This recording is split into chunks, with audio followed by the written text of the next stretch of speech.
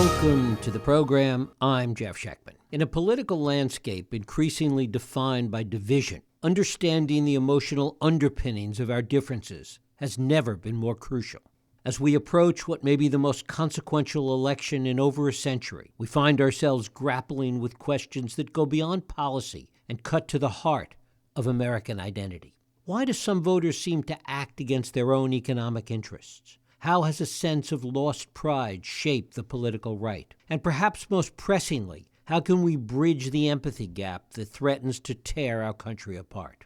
To help us navigate these complex issues, I'm joined by Arlie Hochschild, one of America's preeminent sociologists and the author of the new book, Stolen Pride.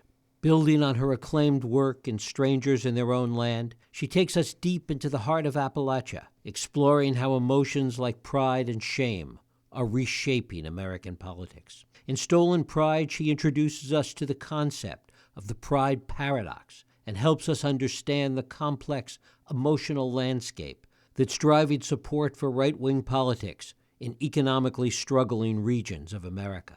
She delves into the transformation of Appalachia from a region once known for its support of the New Deal and the Great Society to a stronghold of Trump's support.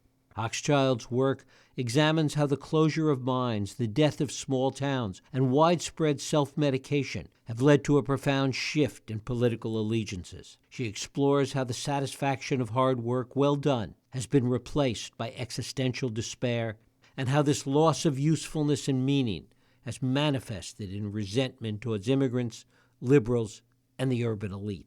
Arlie Hochschild is Professor Emerita of Sociology at the University of California, Berkeley. Her groundbreaking books, including The Second Shift and The Managed Heart, have reshaped our understanding of work, family, and the hidden emotional aspects of our lives. It is my pleasure to welcome Arlie Hochschild back to this program to talk about Stolen Pride, Loss, Shame, and the Rise of the Right. Arlie, thanks so much for joining us. Thank you so much, Jeff. It's a pleasure to be here. Well, it is a delight to have you here once again. First of all, talk a little bit about how this is in some ways a continuation or an expansion on some of the ideas that you dealt with in Strangers in Their Own Land. Yes, it is. In Strangers in Their Own Land, which came out in 2016, I was focusing on the issues that appeared then and there. A major one was environmental pollution. They were against regulations and were suffering the consequences. But this new book, Stolen Pride, focuses on the issues that shape up front and central today, which is democracy, the importance of elections, and do we get to keep it? One of the two candidates doesn't want to, I think. So a new issue. How do people feel about that? And it's a new area. It's not the Deep South as for Strangers. It's Appalachia. It's Kentucky 5, which as a congressional district is the whitest and second poorest of the 436 congressional districts in the U.S. Only 13% have BAs, for example. Many are out of the labor force. So it's a different region. And finally, I came to this book trying to lift out and shape and understand an approach to help us become bilingual. I feel like we're used to listening to political rhetoric with an eye to its cognitive meaning, but we have to listen to this, I think, increasingly with an idea to the emotional messages that are zinging back and forth and attached to cognitive messages. In other words, the third reason I did this book was to attune us in to the language of emotion, and in particular, the emotions of pride and shame. You talk about this idea that we need to be culturally bilingual. Explain that. Talk a little more about that. Sometimes, often, in fact, a lot of us hear Donald Trump talk, and we think he's getting off his point. He's wandering. He's just blethering on. He's not saying anything about his policies. So he's really losing it. And on the other hand, we think, well, so who's listening to him? How could nearly half of the American population, the 78 million people who voted for him in 2020, put up with this? Are they all duped? Are they uneducated? What goes on? So I want to address that tuning out that much of the Democratic side of America is doing, because I think in just that situation, things are very important messages are being conveyed. In fact, I think that Donald Trump is sending messages about pride and shame, and that he is focusing on a downwardly mobile, white, non-BA, working-class population. That's 42% of the American population who have sunk both absolutely in income, opportunity, and both absolutely and relative to whites with BAs and relative to blacks with or without BAs. So it's a kind of a sense of loss that's central for this population. And and with that loss comes shame. Hey, how come everybody else is doing better than us? I'm trying hard, but I'm not getting anywhere. What's wrong with me? And shame. And actually, here is where the shame, the pride paradox enters in. For a good size, this 42% of Americans, what we see is people in a sinking economy, but with a culture of pride that focuses on the individual. If you succeed, you can be proud.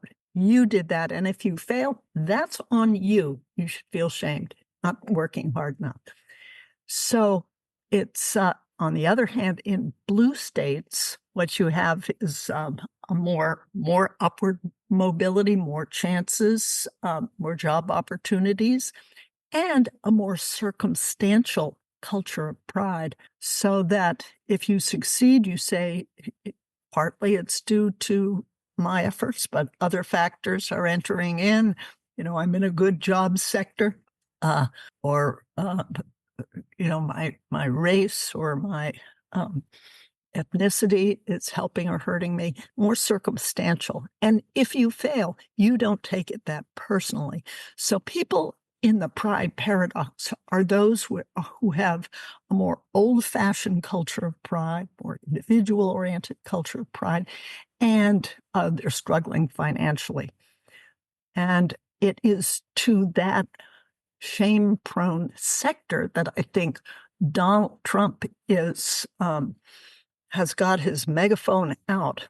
And I think he runs us through what I call an shame-shielding ritual. I think we get it weekly, monthly, repeatedly, and it's got 4 moments in the shame-shielding ritual. Moment 1, he says something transgressive, like immigrants are killing and eating our pets, or immigrants are polluting America. So something transgressive.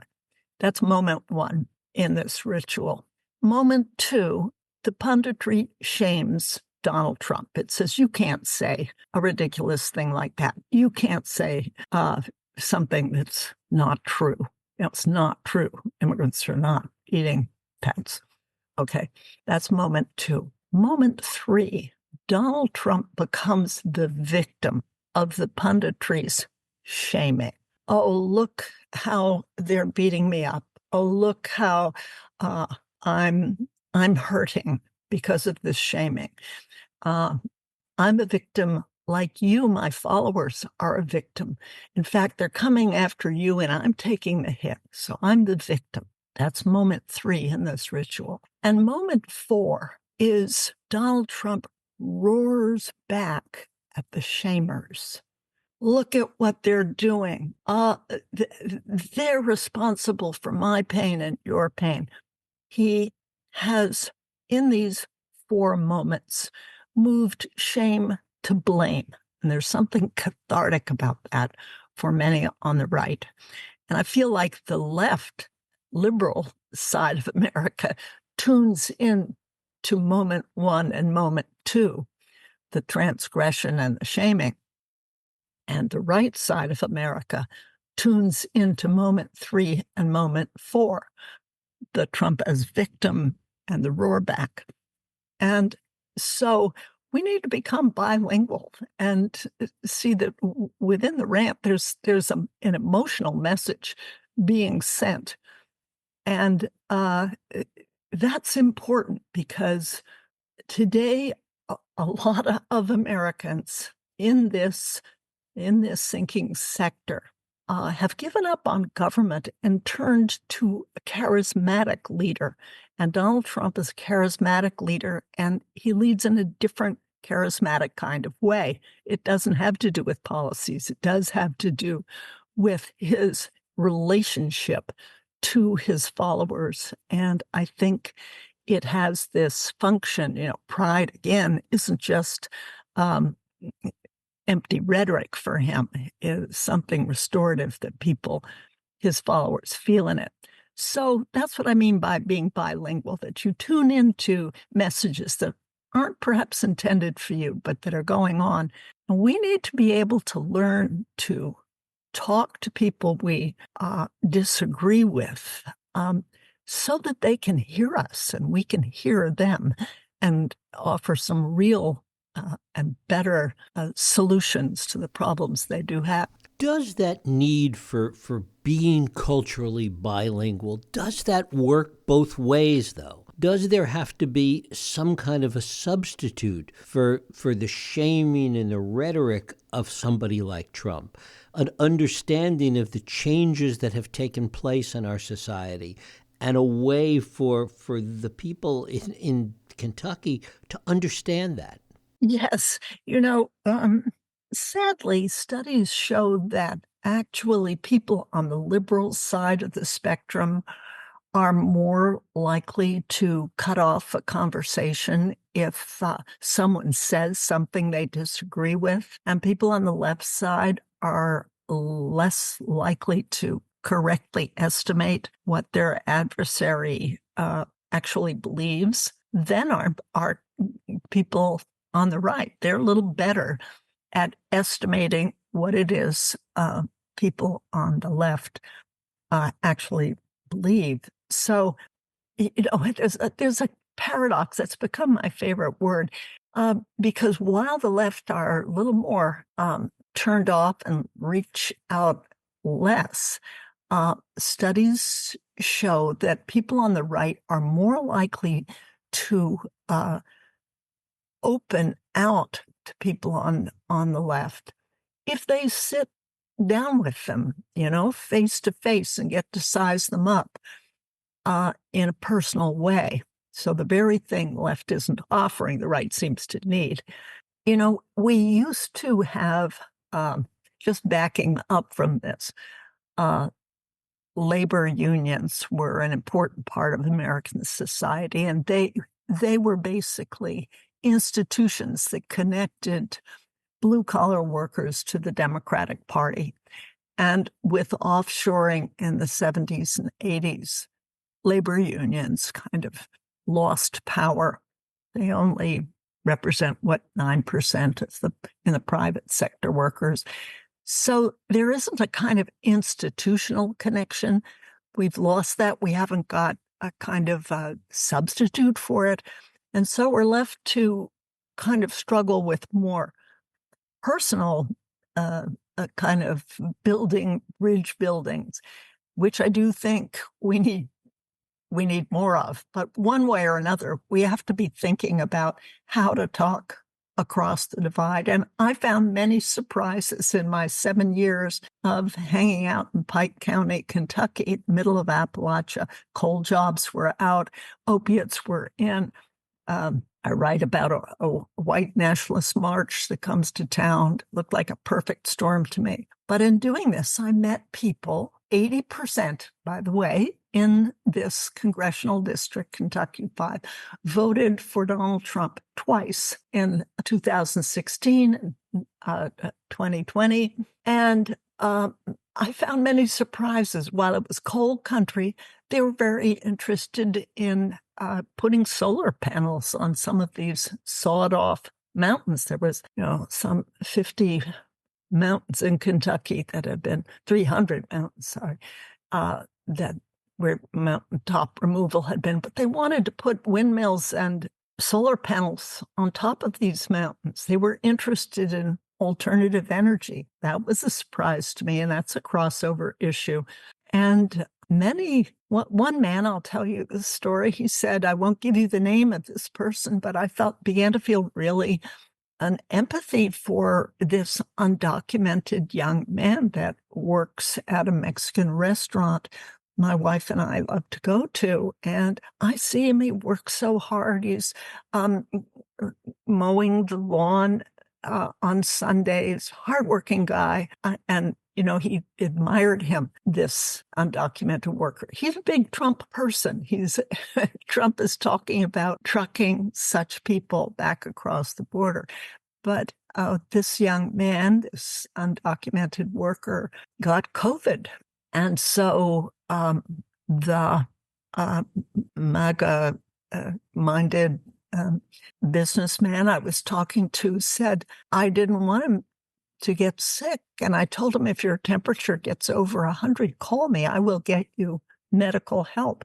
So here is a guy that's interesting to talk to. He's got a heart. He's got different political solutions in mind, and he does. And I ran by him that idea that Trump was trying to speak to people's sense of shame and through this 4-moment anti-shaming ritual. He said, yes, of course he does that. Yes, we hear it. So there's a lot you can learn, and there are crossover issues, including immigration and environment. Talk a little bit about how they see Obama, for example, because there's a real sense that he's kind of the villain of the piece, that they see this war on coal that's taking place. Yes. So just to back up, this is a region that was chronically poor before coal was discovered and mined, and for whom coal became the single industry in a rural area that lifted them out of poverty. So, and somehow the dirty faces of a coal mine were a matter of pride. It meant like you were a war veteran who had won medals. Your coal dust on your face indicated you'd suffered and you'd survived and were doing something patriotic. So it was a big loss when that whole industry went down. And it went down for a number of reasons. And they will tell you that. They speak of, Obama's war on coal. Obama is blaming climate change on coal. And he's requiring us to clean up the air. And this is taking away from us a much needed industry. But the truth of the matter is that at just about this time, natural gas began to undersell coal. There were market reasons that coal went down, and coal hasn't gone down in Wyoming. So many of the coal companies actually offshored their their mines to other mines a few states over. And also automation is another factor, very important. We were speaking a minute ago about the 300 mountains that the tops had been just plowed off. These were mountain tops that were plowed over the side by huge machines that replaced workers. So the coal industry has automated. So you've got three factors. And other sources of energy had become cheaper. You had automation. You had coal companies moving to other coal fields. And you had Obama saying, look, we need to clean up the environment. There is a blanket around the earth that is heating us since we're under that blanket of so yeah, Obama took the hit for that, but and of course the industry blamed him and called it a war and shaped a shame to blame itself, the coal industry. We love coal, and you see all around the region these kind of I love coal, I dig coal, but a lot of those posters and stickers on the backs of trucks are a little faded because coal has gone out. There's actually a paradox. Coal has, under Trump, although he said, I'm bringing back coal, actually, it continued to decline. Under Biden, who said, no, we have to clean up the environment and fight climate change, coal has gone up. Production has because of Ukraine. So there's a paradox again there. But I think Obama was easy to blame, and he was blamed. Talk about the role that family history, that family political identity plays in all of this. Because in many ways, the attitudes today, the politics today are, as we talked about at the outset, so counter to the political history of these families. Yes. In this region, there was tremendous support for FDR, for the New Deal, and there was tremendous support for LBJ, who declared a war on poverty in Appalachia, within the region that I've written the book about. And so why the flip-flop? That's actually what I came to try and understand, because it is the same families, but they feel that the Democratic Party has disappeared into identity politics and gender politics and sexual identity, racial identity, ethnic identity, and that while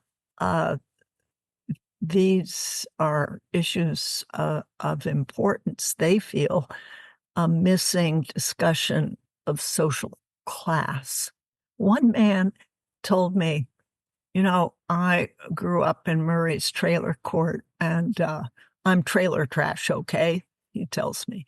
Then he says, I don't see any difference between my life and the life of an African American in Louisville, in the ghetto. He said, I'm poor, he's poor. My uncle deals drugs, his uncle deals drugs. We get into jail, his relatives get into jail. What's the difference? He's not educated, I'm not educated. What's the difference between us, he said, except the music. We've got twangy kind of string, banjos, and they've got rap. So I took that observation to some other people I was interviewing, and one guy said, "Oh, haven't you heard about hillbilly rap?" And I began to think, it's as if the culture, people who write songs kind of understand a connection better than politicians do. So I do think that the Democratic Party hasn't reached out to people that used to support it and who have been feeling an economic pinch and a cultural pinch. Even if they did reach out, at the end of the day, what do these people in these communities want to hear? What do they want to see happen? Never mind what they want to hear. What would they like to see happen? Because certainly as far as coal is concerned, to use the language of the day, we're not going back. What do they want to see? They want to see new kinds of business opportunities in their region. They would like to see solar panels. They would like to see better internet connections so that they can work remotely for jobs that are perhaps based in cities. They would like to be lifted out of a state of discouragement, actually, through economic opportunity and through communication with better off areas and feeling that they're not being looked down on. They feel tremendously disparaged. Oh, dumb hillbillies, prejudiced, and they feel kind of dismissed by left liberals. So there's a trust to be re-won. And I don't think it would be hard. I think we have a real opportunity here as we face this most important upcoming election. And finally, talk a little bit about some of the characters. I mean, these are people that have really strong opinions about the politics of the day. That, as you've alluded to, that these are people that have strong family history, strong opinions about what's going on, and the way in which Trump, as you outlined before, is able to take advantage of that pride turned to shame. Yes. One man explained to me his feelings about his region. He said, "Have you ever seen the Hunger Games and District 12 and the Hunger Games, where in the images of District 12 are these abject kind of dirt-faced coal miners, and they are being ruled by an imperious figure, a woman who's stalking around in high-heel shoes, and so it's a very good and evil kind of drama in which the victims are District 12. He said, we're in District 12. You even go to the cities, even as he felt it as a rural person, even Lexington and Louisville, the nearest large cities, they look down on us in Eastern Kentucky. So he felt very identified with this and thought, okay, on a larger national map, the country, the deep state, seemed to be looking down on him. And he said, I had talked with him about the deep story that is an idea that I developed in Strangers in Their Own Land. And he changed that story, he added to that story. The story was that, and what a deep story is, I should say, is how it feels, how life feels to you. It's not your set of policies or something, but just the feeling, which is told through a story, that you're waiting in line for the American dream. The line hasn't moved for a long time, and your feet are getting tired. You feel like you're not an angry person. You're not a prejudiced person, but you're just waiting in line and then cutting in line. You notice people cutting in line. Who are they? They are women. They are Blacks. They are immigrants. They are refugees. They are well-paid public servants. They are endangered species. All of these seem to them entities and people who matter more to the politicians than they themselves. And so they are unable to move ahead toward the American dream. That's the image of the right wing, image of the deep story, as I describe it and try it out on people and strangers in their own land. In my new book, I try this idea out too. And one man said, yes, that's us too. We're waiting in line and being pushed back. But you need to add to that story that there's a bad bully in line that is making sure we stay back. And then there's a good bully that is fighting the bad bully. Two new bullies in line. And the good bully, that's Donald Trump. We know he lies. We know he's not a Christian man, a good man, but he's our bully. So that is sort of the new chapter of the deep story. And a number of people, evangelical ministers, said the same thing. Well, he's useful to us. And it's good that he's a bully because we need somebody, quote, strong to fight for us. So what people on the left see as it's a huge moral flaw, as they saw as an asset. Arlie Russell Hochschild, the book is Stolen Pride, Loss, Shame, and the Rise of the Right. Arlie, I thank you so very much for spending time with us today. Well, it was wonderful to do, Jeff. Thanks very much. Thank you.